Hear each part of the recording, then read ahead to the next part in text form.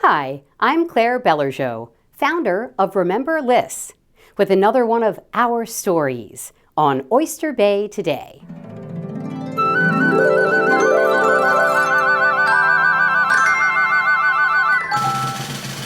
The battle for American independence is a monumental story, often told through the lives of a group of men called the Founding Fathers. The part of this epic adventure that is rarely explored, however, is how people of color, and more specifically, Black women, experienced America's earliest days.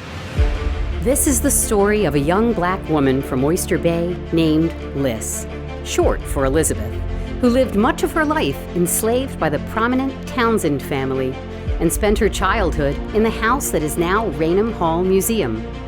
Most modern-day residents have never heard of Liss because her life story has only recently come to light. But today, Liss is recognized as one of the most complete life stories of any New York woman of color during the founding era. Some even believe Liss may have been a spy for the Patriot cause. Either way, Liss's story offers a new perspective on America's founding from the point of view of an enslaved Black woman seeking personal liberty in a country fighting for its own. When Liss was born in Oyster Bay around 1763, slavery was legal in all 13 colonies, and New York had far more slaves than any other northern colony. Oyster Bay by law employed an official Negro whipper whose job was to punish enslaved people who tried to either revolt, resist the oppressive structures of enslavement. Born to an enslaved mother, Liss was by law the property of her mother's enslaver.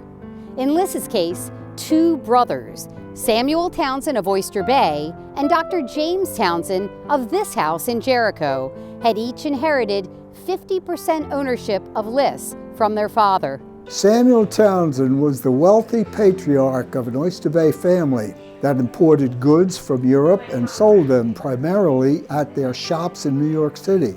Samuel and his wife Sarah had 8 children and enslaved at least 20 Black men and women over time. And almost as soon as Liss was old enough to walk, she began to work.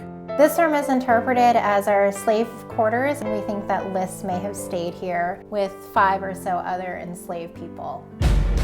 As Liss approached her early teenage years, a long simmering conflict between the American colonies and their ruling government across the Atlantic began to boil over.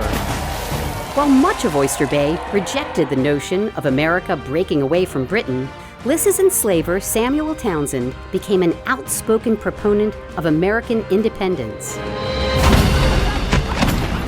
In August of 1776, soon after the Declaration of Independence, the British Army attacked and quickly defeated the militias of Long Island, beginning 7 years of harsh British military occupation. New York City became British headquarters in the colonies, and Oyster Bay became one of the many towns occupied by British troops and officers, including Colonel John Simcoe and his regiment, the Queen's Rangers. Samuel Townsend had been forced to sign an oath of allegiance to King George, and his home had been designated as British headquarters in Oyster Bay, with a series of British commanders quartering alongside his family and those he enslaved throughout the war. Colonel Simcoe stayed at the Townsend house during 3 separate visits, the first lasting 6 months over the winter of 1778 and 1779. Simcoe's moral opposition to slavery made him unique among his peers and would soon also change the course of Liss's life. By the spring of 1779, Samuel and Sarah's son Robert, who was living and operating a store in New York City, is believed to have secretly signed on as General George Washington's lead spy in Manhattan in what is now known as the Culper spy ring.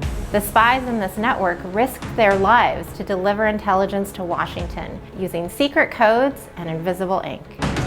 Back in Oyster Bay, Liss was serving not only the Townsends, but also the high-ranking British commanders and officers here in the home's colonial parlor, One might expect that an enslaved girl would be intimidated by powerful men like Simcoe and his fellow officers.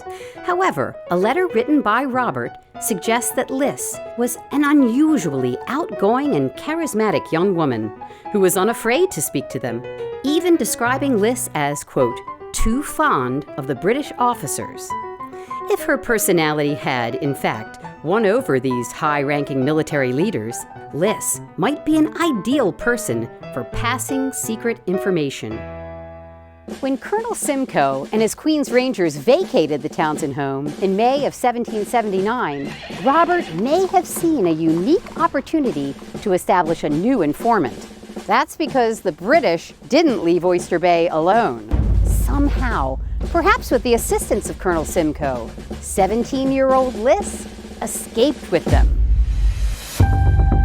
Curiously, shortly after Liss's disappearance, Robert Townsend wrote a letter to his father about the escape, saying that he had followed the Queen's Rangers until they left Manhattan and felt there was no chance of getting Liss back. But Robert, who was living in New York City, did have contact with Liss, with records showing he bought her several things during the time he is believed to have been operating as a spy.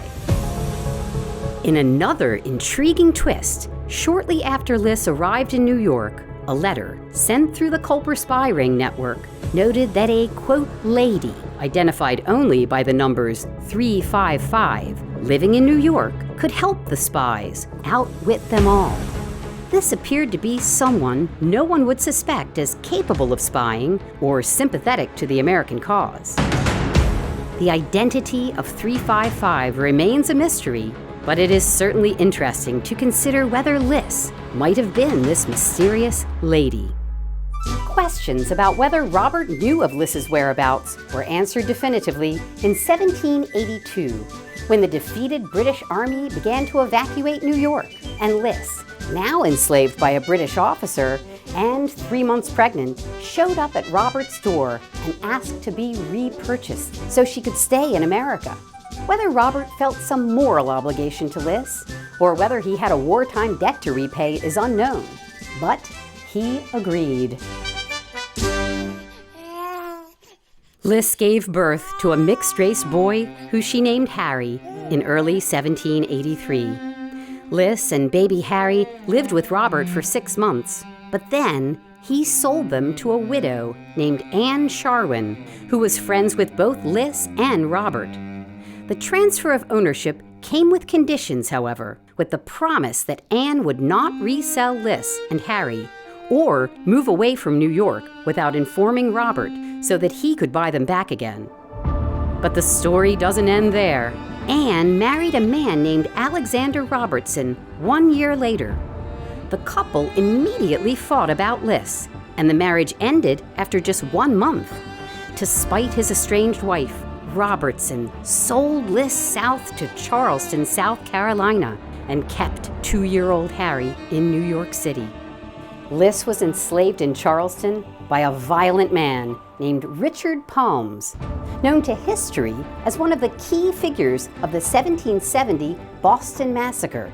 Robert Townsend, unaware any of this was happening, had become a charter member of the New York Manumission Society, whose mission was to end slavery in New York.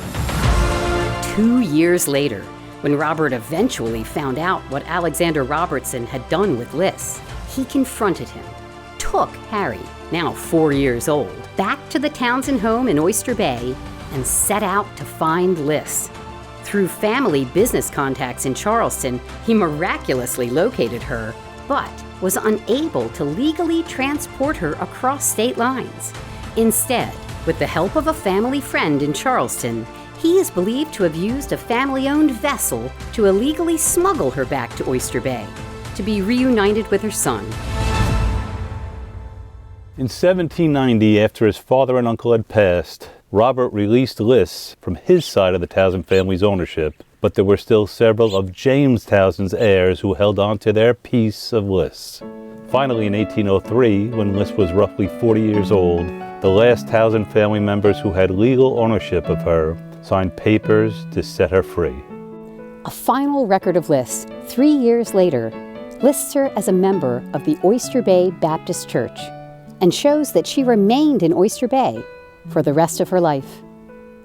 Like so many people of color, Liss and her experiences during America's founding were overlooked for more than 200 years, and until now, her bravery and struggles were left out of stories and legends of the birth of our nation. As more people learn about the complex barriers she overcame in her struggle for freedom, Liss joins the ranks of this nation's founding figures. Not because she invented something, became wealthy, or gained political power, but because she represents so many African Americans whose stories were never told. I'm Claire Bellerjeau, and this is Oyster Bay Today.